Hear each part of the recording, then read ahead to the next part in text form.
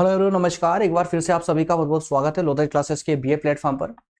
दोस्तों, समष्टि अर्थशास्त्र मैक्रो इकोनॉमी के अंतर्गत हमारा सेशन अभी कंटिन्यू चल रहा है, जिसमें अभी लेक्चर नंबर 10 पर आज डिस्कस करेंगे। और शायद आपने अगर इससे पहले वाला सेशन अटेंड किया होगा तो वहां पर मैंने आप लोगों को एक स्पष्ट किया था कि जिस परंपरावादी सिद्धांत की हमने चर्चा की थी, रोजगार के परंपरावादी सिद्धांत की, कि वो वाला सिद्धांत जो है किन्स के रोजगार सिद्धांत से एक प्रकार से अप्रत्यक्ष रूप से जुड़ा हुआ है ना। अप्रत्यक्ष बोला है मैंने। रीजन क्या है कि अगर दोनों सिद्धांतों को एक सिद्धांत को भी अगर बेहतर तरीके से समझना है तो उसके लिए आपको दोनों सिद्धांतों पर यहाँ पर हमें इस पर चर्चा करनी होगी और थोड़ा सा आपको फोकस बनाकर रखना होगा, क्योंकि दोनों के अंदर ही दोस्तों एक इंटरलिंकिंग होती है ना। दोनों एक दूसरे से अटैच है। रीजन क्या है कि परंपरावादी सिद्धांत, तो इससे पहले वाले सेशन में जो हमने चर्चा की थी, वो सिद्धांत एक तरह से कह सकते हैं कि प्रारंभिक समय से यूरोप में प्रारंभिक समय से वो बना रहा है, और उसी कारण से जो अर्थव्यवस्था रही है यूरोप की, वो एक पूंजीवादी अर्थव्यवस्था बन पाई थी, है ना। या फिर ऐसे ही मानकर चल सकते हैं कि जो परंपरावादी सिद्धांत था यूरोपीय अर्थव्यवस्था के अंतर्गत, वो काफी ज्यादा महत्वपूर्ण था और लंबे समय तक बना भी रहा, है ना। लेकिन 1930 के बाद में जो आर्थिक महामंदी का दौर शुरू होता है, उसके बाद से इस सिद्धांत से लोगों का विश्वास उठता चला गया, और उसी दौर में जो है किन्स साहब आ गए और उन्होंने अपना सिद्धांत प्रतिष्ठित कर दिया अपनी पुस्तक के माध्यम से। तो आज उस सिद्धांत पर हम चर्चा करेंगे कि 1930 की जो महामंदी थी, उसके बाद यूरोप की जो अर्थव्यवस्था जो डगमगा रही थी, उस अर्थव्यवस्था को संभालने के लिए किन्स साहब ने किस प्रकार का सिद्धांत प्रतिपादित किया। उस अर्थव्यवस्था को उस समय में पूरे यूरोप वासियों को यह समझ नहीं आ रहा था कि ये इस प्रकार की हालत हो कैसे सकती है, इतनी गिरावट कैसे आ सकती थी। रीजन क्या था कि परंपरावादी जो सिद्धांत था रोजगार का, उसमें एक ही जो तथ्य था उस पर विशेष रूप से फोकस किया जाता था कि मैक्सिमम प्रोडक्शन पर, है ना। मैक्सिमम प्रोडक्शन पर, कि जो उत्पादन है उसको बढ़ाइए, डिमांड की चिंता ना करें। डिमांड जो पूर्ति होती है वस्तुओं की, वो पूर्ति अपना बाजार का निर्माण स्वयं कर लेती है। ये पूरा सिद्धांत इस मान्यता पर आधारित था। लेकिन 1930 की जो महामंदी थी, उसने इस सिद्धांत को गलत साबित कर दिया था, और उसी सिद्धांत पर अब दोस्तों हम यहां चर्चा करने वाले हैं। और एक प्रकार से हम किन्स के सिद्धांत को आधुनिक सिद्धांत के नाम से भी जानते हैं, ठीक है ना। तो ये सेकेंड यूनिट का सेकेंड टॉपिक आज हम क्लियर करने वाले हैं। इसमें एक एक पूरे बिंदुओं को पूरे स्पष्ट तरीके से और एक सामान्य भाषा में कहिए, सामान्य व्यवहारिक रूप से इसको क्लियर करने वाले हैं, है ना। थ्योरेटिकल के साथ साथ में मैं आपको व्यवहारिक रूप से भी समझाते चलूंगा, जिससे कि आपका ये टॉपिक और इससे संबंधित कोई भी डाउट आपका इस लेक्चर के बाद में किसी प्रकार का कोई डाउट ना रहे। प्रत्येक प्रश्न का आंसर आप एकदम इजी फॉर्मेट में दे पाएंगे। ठीक है दोस्तों, शुरू करते हैं सेशन आज का। और ये शुरू करें उससे पहले जान लेते हैं कि आज के इस पूरे लेक्चर में हमें क्या क्या देखना है, क्या क्या पढ़ने को मिलेगा। तो इसमें हमें इन 5 बिंदुओं पर विशेष रूप से फोकस करना है, और ये जिस प्रकार से मैं आपको इसको पॉइंट आउट करता हूं ना, रीजन है आपके एग्जाम के दृष्टिकोण से मैं इनको करता हूं, क्योंकि आंसर राइटिंग में कोई एक जो है एज ऐसे लिखना नहीं होता है आप लोगों को। वहां पर अगर आप पॉइंट वाइज लिखते हैं तो एक अच्छे नंबरों की संभावना और ज्यादा बढ़ जाती है। इसी कारण से 5 बिंदु है, 5 बिंदुओं के माध्यम से हम यहाँ पर इसको कंप्लीट करेंगे ना। सबसे पहले हम ये चर्चा करेंगे किन्स के रोजगार सिद्धांत की, एक तरह से व्याख्या बोल सकते हो। उसके बाद किन्स का अर्थशास्त्र, रोजगार के स्तर का निर्धारण और प्रभावपूर्ण मांग को प्रभावित करने वाले तत्व, और किन्स के इस सिद्धांत की आलोचना। इन 5 बिंदुओं को व्यवहारिक रूप से और आसान तरीके से समझने का प्रयास करेंगे। आइए शुरू करते हैं। शुरू करें उससे पहले एक प्रश्न देख लीजिए दोस्तों, जो आपसे टॉपिक को हमारे क्लियर करवाने में हमारी हेल्प करेगा। किन्स के अनुसार रोजगार सिद्धांत की व्याख्या क्लियर है, सिंपल वे में है, कोई प्रॉब्लम नहीं है। नेक्स्ट, इसी को अध्ययन पूछा जा सकता है कि प्रभावपूर्ण मांग एक अर्थव्यवस्था में रोजगार के स्तर को निर्धारित करती है। अब यहां सिर्फ रोजगार के स्तर की बात की, इसके अलावा यहां पर एक उलटफेर और भी हो सकता है। रोजगार के स्तर के अलावा यहां पर एक प्रश्न और भी बन सकता है कि राष्ट्रीय आय को रोजगार के स्तर के स्थान पर राष्ट्रीय आय भी हो सकती है दोस्तों, है ना। क्योंकि जो इनका ये किन्स का जो सिद्धांत है, ये राष्ट्रीय आय को भी निर्धारित करता है ना। इसके अलावा किन्स के न्यून रोजगार साम्य की व्याख्या कीजिए। आइए शुरू करते हैं। इस प्रश्न का आंसर आपको इस सेशन में कंप्लीटली मिल जाएगा। सबसे पहले हम बात करते हैं व्याख्या की। तो व्याख्या के अंतर्गत आपको क्या करना होगा, पूरे टॉपिक से संबंधित एक सामान्य तथ्यों की जो चर्चा होगी वो हमारी व्याख्या के अंतर्गत ही होती है। दोस्तों, इस सिद्धांत का वैसे तो मैं इसका बेसिक आपको लोगों को बता ही चुका हूं, है ना। परंपरावादी सिद्धांत के बाद में ये सिद्धांत आया था 1930 के बाद, है ना। 1930 के बाद। तो अब यह देखिए कि किन्स साहब ने अपनी पुस्तक का नाम क्या था, the general theory of employment, interest and money. क्या नाम था पुस्तक का, the general theory of employment, interest and money. कब प्रकाशित हुई थी ये, 1936 में। क्लियर है। तो इसी पुस्तक में उन्होंने अपना ये रोजगार का सिद्धांत दिया और इस सिद्धांत में जितनी भी इनसे बन सकती थी ना परंपरावादी सिद्धांत को खूब उधेड़ दिया इन लोगों ने, खूब अच्छी खासी भर्त्सना की, उसकी आलोचनाएं की और उसकी आलोचना करने के बाद में उन्होंने ये सिद्धांत ला करके दिया और यूरोप वासियों से कहा कि अब इस सिद्धांत पर चलिए, इससे आपकी अर्थव्यवस्था पूरी सिस्टमेटिक हो जाएगी, है ना। कुछ बातों को इन्होंने चेंज कर दिया, जो कमियां थी, जो देशकाल परिस्थिति, है ना, ये शब्द है देशकाल परिस्थिति, जिस परिस्थिति में परंपरा का सिद्धांत चला आ रहा था वो परिस्थितियां अलग थी। 1930 के बाद में परिस्थितियां यूरोप की चेंज हो चुकी थी, तो उस बदली हुई परिस्थितियों के अकॉर्डिंग कौन सा सिद्धांत सटीक होगा उसके लिए ही किन्स ने एक सिद्धांत दिया। उसमें कुछ प्रभावपूर्ण बातों में उन्होंने परिवर्तन भी किया, है ना। एज इट इज सिद्धांत वही था, लेकिन कुछ परिवर्तनों के बाद में उन्होंने कुछ संशोधन के बाद में एक नया सिद्धांत यूरोप वासियों के सामने रख दिया था। तो किन्स के अनुसार देखिए यहां पर उन्होंने पूर्ण रोजगार की स्थिति पूंजीवादी अर्थव्यवस्था के लिए सामान्य स्थिति नहीं है। इनका कहने का अर्थ था कि यूरोप की जो पूंजीवादी अर्थव्यवस्था है उसके लिए पूर्ण रोजगार वाली स्थिति सामान्य नहीं है। जैसा कि परंपरावादी क्या कहते थे, परंपरावादी अर्थशास्त्री जो थे वो क्या कहते थे कि पूर्ण रोजगार की स्थिति सबसे ज्यादा आवश्यक है पूंजीवादी अर्थव्यवस्था अर्थात कि यूरोपीय अर्थव्यवस्था के लिए, लेकिन वास्तव में प्रत्येक अर्थव्यवस्था में बेरोजगारी पाई जाती है। ये कीन्स ने स्वीकार किया और करवाया यूरोपीय लोगों से, है ना। अर्थव्यवस्था चाहे पूंजीवादी हो, साम्यवादी हो, किसी भी प्रकार की अर्थव्यवस्था हो, बेरोजगारी का स्तर पाया ही जाता है, आवश्यक है ये। तो कीन्स के अनुसार बेरोजगारी का जो मुख्य कारण होता है वो प्रभावपूर्ण मांग, क्या है प्रभाव, इस शब्द को नोट डाउन कर लीजिए, प्रभावपूर्ण मांग सबसे इंपॉर्टेंट। देखिए जैसे कि परंपरावादी सिद्धांत में सबसे इंपॉर्टेंट लाइन क्या आती है आपकी कि सप्लाई क्रिएट्स ऑन डिमांड, है ना। सप्लाई क्रिएट्स ऑन डिमांड मतलब कि पूर्ति जो है अपनी मांग का निर्माण स्वयं कर लेती है। उसी प्रकार से किन्स के रोजगार सिद्धांत का सबसे प्रभावपूर्ण, सबसे जो आवश्यक तथ्य है वो है प्रभावपूर्ण मांग, है ना। इनका पूरा सिद्धांत इस प्रभावपूर्ण मांग पर ही आधारित है। तो किन्स के अनुसार बेरोजगारी का जो मुख्य कारण है वो प्रभावपूर्ण मांग जो है उसमें होने वाली कमी है।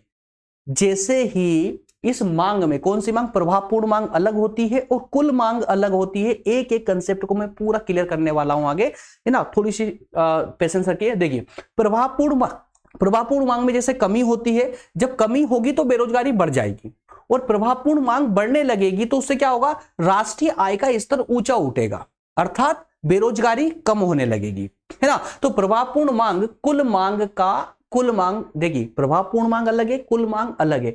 कुल मांग एक बृहद स्तर है ना। तो जो प्रभावपूर्ण मांग है वो कुल मांग का एक स्तर है। और कौन सा स्तर है, जो पूर्ति के बराबर होगा।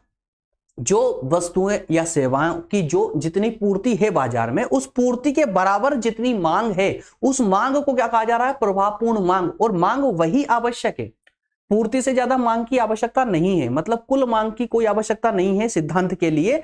यहां पर आवश्यकता है प्रभावपूर्ण मांग की जो पूर्ति के बराबर हो। अगर पूर्ति से प्रभावपूर्ण मांग कम होती जा रही है तो समझ लीजिए बेरोजगारी का स्तर बढ़ जाएगा, है ना। और अगर प्रभावपूर्ण मांग जो है आपकी कुल पूर्ति के बराबर है तो फिर आपकी जो बेरोजगारी का स्तर होगा वो कम हो जाएगा, घट जाएगा या शून्य हो जाएगा, ठीक है ना। तो प्रभावपूर्ण मांग कुल मांग का वह स्तर होता है जिस पर वह कुल पूर्ति के बराबर होता है।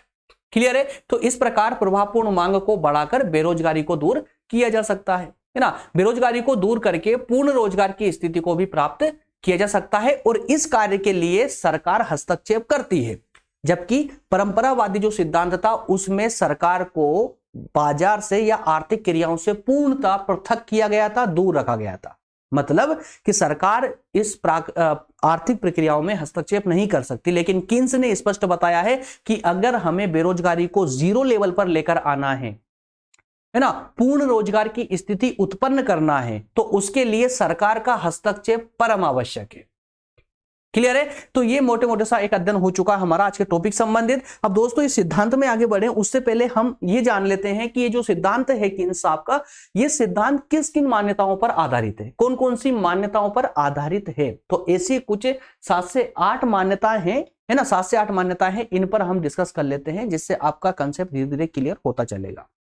इसके बाद फिर हम सिद्धांत पर वापस लौट आएंगे। आइए, सबसे पहले कीन्स साहब का कहना है कि कीन्स का रोजगार सिद्धांत जो है अल्पकाल में लागू होता है। पॉइंटों को नोट करते चलिए। अगर आपने लास्ट वाला सेशन देखा है ना, तो इसमें आपको कुछ भी करने की आवश्यकता नहीं, अपने आप याद हो चलेगा।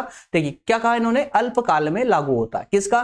कीन्स वाला जो रोजगार सिद्धांत है वो अल्पकाल के लिए लागू होता है, जबकि परंपरावादी जो सिद्धांत था वो दीर्घकाल के लिए था।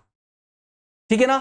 अब अल्पकाल में अगर कोई एक्टिविटी होती है आर्थिक क्रियाओं में अगर कोई भी गतिविधि होती है अल्पकाल के लिए, तो वो लगभग स्थिर ही होगी, स्थायी रूप से ही होगी, है ना। इसके अलावा यहां पूंजीवादी अर्थव्यवस्था कैसी है? बंद अर्थव्यवस्था है। क्या कहा कीन्स साहब ने कि जो यूरोपीय पूंजीवादी अर्थव्यवस्था है, ये कैसी अर्थव्यवस्था है दोस्तों? बंद अर्थव्यवस्था है। मतलब यह हुआ इसका कि इसके रोजगार के लिए या आय के लिए हमें विदेशों पर निर्भर नहीं होना पड़ेगा, विदेशी आय की हमें कोई आवश्यकता नहीं है, इसका कोई प्रभाव नहीं पड़ने वाला। ठीक है, तो कीन्स साहब ने बंद अर्थव्यवस्था कहते हुए विदेशी व्यापार को नकार दिया। इसके अलावा वस्तु की कीमतें और उत्पादन के साधनों की कीमतें कैसी रहती है? स्थिर रहती है। मैंने जस्ट अभी बताया था, क्योंकि अल्पकालीन सिद्धांत है, अल्पकाल के लिए लागू होता है, कुछ ही समय के लिए लागू होता है। तो जब कुछ समय के लिए लागू होगा तो कीमतें, वस्तुओं की जो कीमतें होती है, जो प्राइस होते हैं, या उत्पादन के जो साधन होते हैं, अब तक मेरे ख्याल से उत्पादन के साधन आपको रटा गए होंगे। क्या क्या होते हैं दोस्तों? साहसी होता है ना। साहसी को क्या प्राप्त होता है? लाभ प्राप्त होता है। एक क्या होता है? भूमि होती है, जिसे लैंड बोलते हैं। तो भूमि को क्या मिलता है दोस्तों? हिंदी में बोलेंगे लगान मिलेगा, या फिर इंटरेस्ट मिलेगा, है ना, रेंट मिलेगा, माफ कीजिएगा। इसके अलावा श्रमिक होते हैं, श्रमिक को मजदूरी मिलेगी। ठीक है ना। एक पूंजी होती है, तो पूंजी को क्या? ब्याज मिलेगा। तो ये 4 विशेष उत्पादन के साधन होते हैं। तो इन वस्तु की कीमतों में और उत्पादन के साधनों की कीमतों में कोई ज्यादा विशेष परिवर्तन नहीं होता अल्पकाल में, जबकि इसमें दीर्घकाल में परिवर्तन होता है। क्लियर है। और यहां पर श्रमिक ये भी जान पाते हैं कि अगर नगद मजदूरी में बढ़ोतरी हुई है, वृद्धि हुई है, तो हमारी वास्तविक मजदूरी भी बढ़ी है। क्यों? क्योंकि यहां पर पूंजी समावेश कर चुकी है, पूंजी एंटर कर चुकी है अभी सिद्धांत में, है ना। जबकि इस पूंजी का इतना महत्व परंपरावादी सिद्धांत में नहीं था। ठीक है ना। तो मुद्रा केवल विनिमय का माध्यम नहीं है, मात्र विनिमय का माध्यम नहीं है, बल्कि अब इसका जो है संचय भी किया जाता है। देखिए बहुत बड़ी बात बोल दी यहां पर कीन्स साहब ने, बहुत जो एक इंपॉर्टेंट थिंक दी किसकी? परंपरावादी सिद्धांत की, कि पूंजी का संचय नहीं किया जा सकता। व्यक्ति जितनी भी पूंजी कमाता है वो सारी पूंजी वस्तु खरीदने में खर्च कर देता है। तो परंपरावादी सिद्धांत इस बात पर मान्य था, आधारित था, और इसी कारण से वहां कहा गया था कि आप सिर्फ उत्पादन पर फोकस कीजिए, सिर्फ उत्पादन को बढ़ाइए, है ना। डिमांड की आवश्यकता नहीं, डिमांड अपने आप बन जाएगी, ये इस पर आधारित था। और इसी कारण से उस सिद्धांत में कहा गया था कि कोई भी पूंजी का संचय ना करे। लेकिन कीन्स साहब का मानना है कि भाई यहां पर जो इन्वेस्टर होते हैं, है ना, इन्वेस्टर होते हैं, वो अलग है, और जो वास्तविक साहसी है, जो उद्यमी है, वो अलग, दोनों अलग अलग मकसद से आते हैं व्यापार करने के लिए, है ना। तो इनमें से जो इन्वेस्टर होते हैं वो पूंजी का संचय करना चाहते हैं। क्लियर है। तो यहां पर संचय भी होगा। तो इस है ना, पूंजी के संचय को भी यहां स्थान दिया गया। संतुलन की स्थिति अपूर्ण रोजगार की व्यवस्था, देखिए यहां पर, है ना, कि अपूर्ण रोजगार की व्यवस्था में भी संभव है। स्पष्ट कहा गया कि संतुलन की स्थिति बनानी है, संतुलन की स्थिति बनानी है अर्थव्यवस्था में, तो वो अपूर्ण रोजगार में भी संभव है, बनती है। जबकि परंपरावादी सिद्धांत में पूर्ण रोजगार की ही बात की थी, उससे नीचे कुछ भी उनको स्वीकार नहीं था। क्लियर है। बचत आय का और निवेश ब्याज की दर का फलन है। क्या कहा यहां पर? बचत जो है वो आय का फलन है। ठीक है, एक परिणाम बोल सकते हो, फलन को परिणाम बोल सकते हो। बचत कहां से होगी? भाई आपकी आय से प्रभावित होगी बचत, है ना। बचत, आय ज्यादा है, इनकम ज्यादा है, तो बचत आप जो एग्जैक्टली बढ़ा सकते हो। और अगर आपका निवेश की बात होती है, यहां पर इन्वेस्टमेंट की बात होती है, तो इन्वेस्टमेंट किस पर निर्भर करता है? ब्याज पर निर्भर करता है, कि कित रेट ऑफ इंटरेस्ट पर डिपेंड करता है, कितना रेट ऑफ इंटरेस्ट आपको प्राप्त हो रहा है। क्लियर है ना। तो ब्याज मौद्रिक तत्वों पर भी निर्भर करता है, ब्याज जो होता है वो मौद्रिक तत्वों पर निर्भर करता है। That's all. ये 8 जो पॉइंट है, इन ये 8 कंडीशन है, या कहें कि ये मान्यता है जिस पर कीन्स का सिद्धांत आधारित है ना। तो 8 की विशेषताओं को आप विशेष रूप से याद रखें इनको। अब आगे बढ़ते हैं दोस्तों, अब आगे चलते हैं, अब बात करते हैं हम इसके सिद्धांत पर। जैसे मैंने आपको कहा था, वापस सिद्धांत पर लौट आए हैं, है ना। अब बात करते, देखिए कीन्स के रोजगार सिद्धांत के अनुसार अगर हम बात करें तो तो अल्पकाल में वहां पर दीर्घकाल की बात थी, किसमें? परंपरावादी सिद्धांत में। परंपरावादी सिद्धांत दीर्घकाल लंबे समय के लिए लागू होता था, लेकिन कीन्स का रोजगार सिद्धांत अल्पकाल के लिए लागू होता है। फर्स्ट ऑफ ऑल, ठीक है ना। राष्ट्रीय आय और उत्पादन का स्तर पूर्ण रोजगार के स्तर से कम या उसके बराबर हो सकता है। क्लियर हुआ? अल्पकाल में, कम समय में अगर हम राष्ट्रीय आय की बात करें या उत्पादन के स्तर की बात करें तो वो पूर्ण रोजगार के स्तर से या तो कम होगा या उसके बराबर हो सकता है। क्यों? क्योंकि अर्थव्यवस्था में ऐसी कोई व्यवस्था नहीं होती है, स्वचालित व्यवस्था नहीं होती, कोई ऐसी स्वचालित मशीन नहीं है जो इन दोनों को हमेशा मेंटेन करके चल सके, पूर्ण रोजगार को मेंटेन करके चल सके, जिससे हमेशा पूर्ण रोजगार बना रहे। क्योंकि आर्थिक तत्व ऐसे होते जो हमेशा परिवर्तनशील होते, लोचशील होते, उनमें परिवर्तन आना स्वाभाविक है। और इसी परिवर्तनशील स्वभाव के कारण, परिवर्तनशील स्वभाव के कारण ही इन आर्थिक क्रियाओं में जो चेंजेस होता है, इसी कारण से कहा गया है कि राष्ट्रीय आय और उत्पादन का जो स्तर होता है वो पूर्ण रोजगार के स्तर से कम भी हो सकता है या उसके बराबर भी हो सकता है। बराबर की स्थिति होगी तो वो अर्थव्यवस्था के लिए सबसे बेहतर स्थिति होगी। क्लियर है? अल्पकाल में राष्ट्रीय आय के अधिक होने का अर्थ क्या है? अल्पकाल में अगर राष्ट्रीय आय अधिक है तो क्या है, इसका मतलब क्या हुआ भाई? रोजगार अधिक मिलेगा लोगों को। राष्ट्रीय आय ज्यादा है, राष्ट्रीय आय ज्यादा है ना, तो रोजगार की स्थिति बहुत शानदार होगी, लगभग सभी को रोजगार मिलेगा। और राष्ट्रीय आय कम होगी, इसके विपरीत कर ली, राष्ट्रीय अगर कम होगी तो रोजगार कम होने लगेगा, उसकी मात्रा गिर जाएगी। तो इस प्रकार कीन्स का जो सिद्धांत है, रोजगार का सिद्धांत जो है, ये रोजगार निर्धारण का सिद्धांत ही नहीं, साथ ही साथ में ये राष्ट्रीय आय के निर्धारण का सिद्धांत भी है। समझिए इसको, कीन्स ने जिस प्रकार से राष्ट्रीय आय को अपने सिद्धांत में सम्मिलित किया है, उस तथ्य के आधार पर हम ये कह सकते हैं कि कीन्स का जो रोजगार का सिद्धांत है वो सिर्फ रोजगार निर्धारण का ही नहीं, साथ ही साथ में राष्ट्रीय आय निर्धारण का भी सिद्धांत है। आई होप यहां तक का ही क्लियर होगा। कीन्स के रोजगार सिद्धांत में प्रभावपूर्ण मांग एक महत्वपूर्ण तत्व है। प्रभावपूर्ण मांग एक महत्वपूर्ण तत्व है। प्रभावपूर्ण मांग और उसके तत्वों को कुछ इस प्रकार से हम स्पष्ट कर सकते हैं कि जैसा मैंने प्रारंभ में बताया था आपको कि इसका सबसे महत्वपूर्ण जो तथ्य है वो प्रभावपूर्ण मांग है। क्या है? प्रभावपूर्ण मांग। इस प्रभावपूर्ण मांग को अगर आपने समझ लिया, समझिए कि यह सिद्धांत पूरा आपके अंदर एंटर हो चुका है ना। आइए इसको सबसे पहले और बेहतर तरीके समझने का प्रयास करते हैं प्रभावपूर्ण मांग को। वैसे तो मैं इसका सामान्य और बेसिक तो मैंने आपको बता ही चुका हूं कि प्रभावपूर्ण मांग एक्चुअल में क्या होती है। एक मांग का वो वाला हिस्सा होता है जो उस पूर्ति के, कुल पूर्ति के बराबर होता है ना। कुल पूर्ति के, थोड़ा सा गहराई में सोच के देखिए। मान लेते हैं मार्केट में जितनी वस्तुएं अवेलेबल है, अगर उससे पूर्ति कम हो, माफ कीजिएगा, जितनी वस्तु अवेलेबल है तो वो उसकी पूर्ति होगी वस्तुओं की, है ना। अगर मांग उनसे कम है तो बताइए क्या सारी वस्तुएं बिक पाएगी? एग्जैक्टली आप बोलेंगे नहीं बिक पाएगी, है ना। अगर सारी वस्तुओं को बेचना है तो उसके लिए क्या करना पड़ेगा? तो जो मांग कम थी ना, उस मांग को पूर्ति के बराबर करना पड़ेगा। जैसे अगर 1000 वस्तुओं की सप्लाई है मार्केट में 1000 वस्तुएं हैं, तो ऐसे 1000 खरीदार भी लाने होंगे हमें, है ना। 1000 डिमांड भी क्रिएट करनी होगी। तो जब डिमांड और सप्लाई दोनों इक्वल होगी, बराबर होगी, है ना, तो उस डिमांड को ही हम यहां पर क्या बोल रहे हैं? प्रभावपूर्ण मांग बोल रहे हैं। याद रखिएगा, ठीक है ना। मतलब मांग जो है अगर पूर्ति से कम होगी तो ये अपूर्ण या कहें कि बेरोजगारी की स्थिति को दर्शाएगी, बेरोजगारी की स्थिति को। क्लियर है? फिर भी मैं थोड़ा सा और डिटेल में इसको आगे क्लियर करता हूं। आइए प्रभावपूर्ण मांग को समझते हैं दोस्तों। देखिए प्रभावपूर्ण मांग कुल मांग या कुल पूर्ति, एक मिनट, ओके। प्रभावपूर्ण मांग कुल मांग और कुल पूर्ति पर निर्भर करती है। कुल मांग और कुल पूर्ति पर निर्भर करती है। मतलब क्या हुआ? कुल मांग और कुल पूर्ति के संतुलन को दिखाती है, ठीक है ना।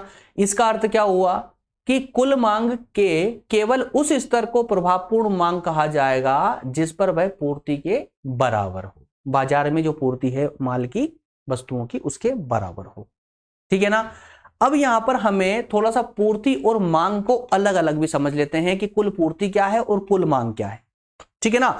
अब यहां पर व्यवहारिक रूप से समझिए, आप पहले तो अपने दिमाग में फिट कर लीजिए कुल पूर्ति क्या और कुल मांग कीमत क्या है। यहां पर हम बात कर रहे हैं कुल पूर्ति कीमत की, कुल पूर्ति कीमत की और कुल मांग कीमत, कुल मांग कीमत। क्लियर है? अब देखिए कुल पूर्ति कीमत का मतलब क्या हुआ और कुल मांग कीमत का मतलब क्या हुआ, पहले इसको व्यवहारिक रूप से समझ लीजिए। थ्योरेटिकल रूप से मैं आप ये लिखा हुआ है, पढ़ लेंगे इसको आगे, है ना। देखिए कुल पूर्ति कीमत, इसका मतलब यह हुआ दोस्तों कि एक उत्पादक को जो वस्तुओं का निर्माण करता है उसे उतना पैसा मिल जाए जितना कि उस वस्तु को बनाने में उसका पैसा खर्च हुआ है। समझिए यहां पर इसको एक शब्द में कैसे बोलेंगे, उत्पादन लागत। क्या कहेंगे इसको, उत्पादन लागत, कि जितना खर्च उसका वस्तु के निर्माण में आया है उतना पैसा उसको मिल जाए, उसी को हम यहां कुल पूर्ति कीमत के नाम से जानते हैं। आई होप समझ गए होंगे ना। अब थ्योरेटिकल समझ देखिए, कुल पूर्ति से अभिप्राय रोजगार के विभिन्न स्तरों पर मिलने वाली कुल पूर्ति कीमत से है।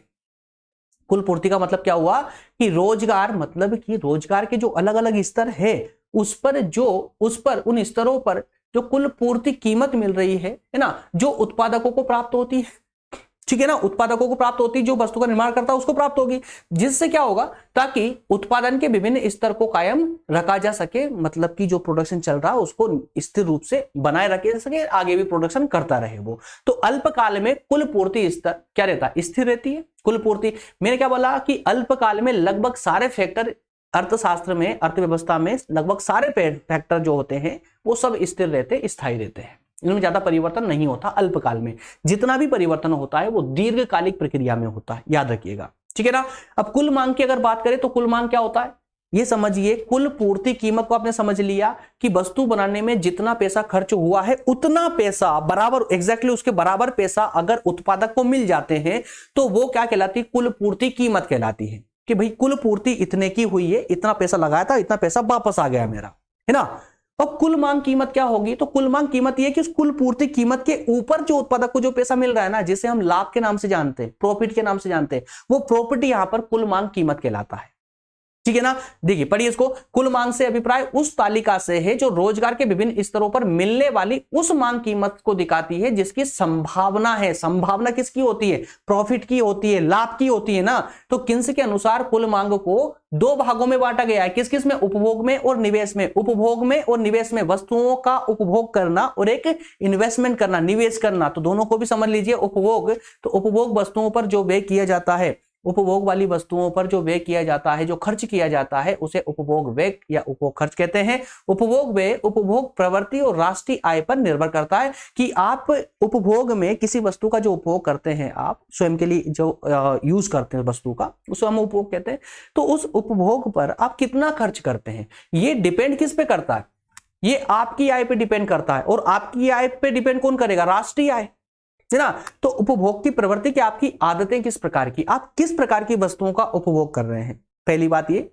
दूसरा, राष्ट्रीय आय पे डिपेंड करता है, राष्ट्रीय आय ज्यादा अच्छी है तो और बड़ी वस्तुओं का उपभोग करेंगे आप, है ना, और कीमती वस्तुओं का उपभोग होगा, ठीक है ना। इसलिए कहा गया है कि उपभोग जो होता है, उपभोग का जो खर्च होता है एक देश के अंदर, एक देश की अर्थव्यवस्था में, वो खर्च उपभोग की, जनता की उपभोग की प्रवृत्ति पर डिपेंड करता है, साथ ही साथ में उस राष्ट्र की आय पर भी डिपेंड करता है, ठीक है ना। निवेश की बात करें तो निवेश मतलब इन्वेस्टमेंट, और इन्वेस्टमेंट किस प्रकार का होता है, यहां पर इन्वेस्टमेंट का मतलब होता है कि एक इन्वेस्टमेंट कौन करेगा, जिसके पास अतिरिक्त पैसा होगा। अतिरिक्त पैसा किसके पास होगा, साहसी के पास होगा, उत्पादक के पास होगा, जो वस्तु का निर्माण करता है। उसने वस्तु का निर्माण करा और उसने कुल मांग कीमत ली, मतलब उसकी बचत हुई, उसको उस बचत का वो क्या करेगा, निवेश करेगा। निवेश कैसा, निवेश किस प्रकार का कि अपने कार्य में, अपनी जो फर्म है उस फर्म में कुछ मशीनें बढ़ा देगा, कुछ वर्कर्स बढ़ा देगा, कुछ ज्यादा जमीन बढ़ा लेगा, है ना। इस प्रकार से वो अपने पैसे का निवेश करेगा।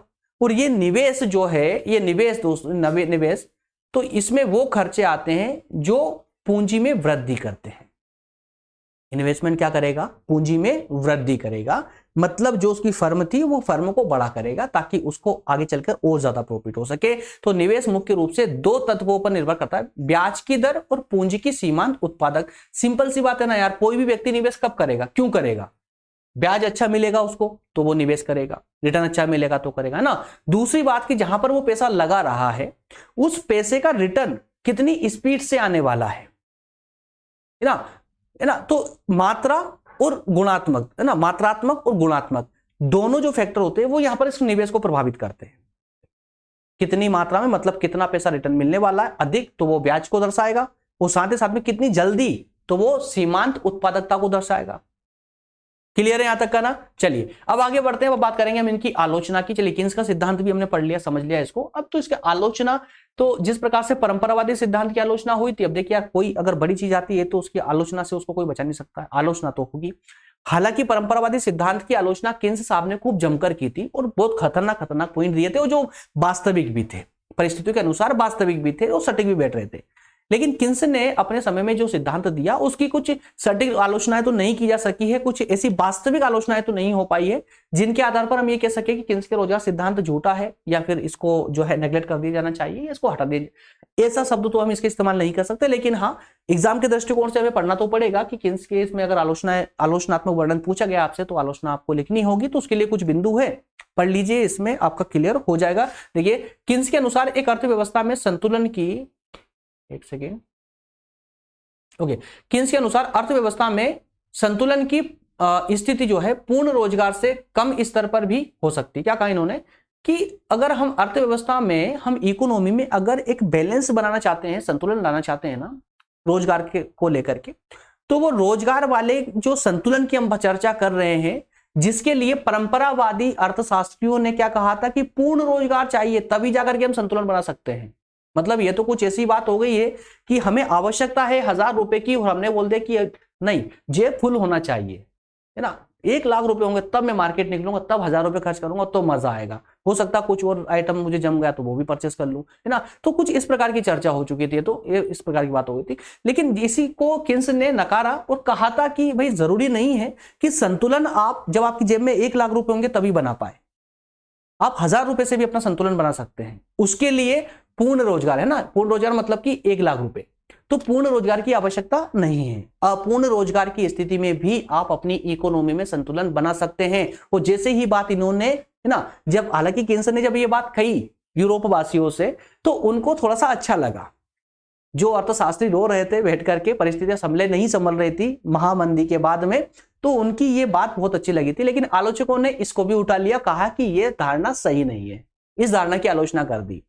जो कि हालांकि देखिए आलोचना होती है ना, और आलोचना करने वाले लोग भी कोई गली में चलते फिरते लोग नहीं होते हैं, बल्कि वो लोग भी विद्वान होते हैं भाई। सिद्धांत को समझकर उसकी आलोचना करना, आलोचना के पीछे तर्क भी देना पड़ता है उनको, ठीक है ना। अगला पॉइंट है, किन्स का रोजगार सिद्धांत एक अल्पकालीन विश्लेषण है। बिल्कुल है, अल्पकालीन विश्लेषण है। ये क्यों दिया था उन्होंने, मैं थोड़ा सा स्पष्ट यहीं पे कर दूं। परंपरावादियों का मानना था कि भाई ये सिद्धांत लो और जीवन भर चलाओ, इसी सिद्धांत पर पूरा यूरोप जो है चलता रहेगा, अर्थशास्त्र चलती रहेगी, कोई प्रॉब्लम नहीं आने वाली है। लेकिन किन्स जब समस्या आई तो किन्स आकर खड़े हुए। तो किन्स ने यह कहा कि अगर आप सिद्धांत को दीर्घ काल के लिए लेकर आते हो तो उसमें विभिन्न बुराइयां अगर नहीं भी होगी तो वो जन्म ले लेगी, उत्पन्न हो जाएगी।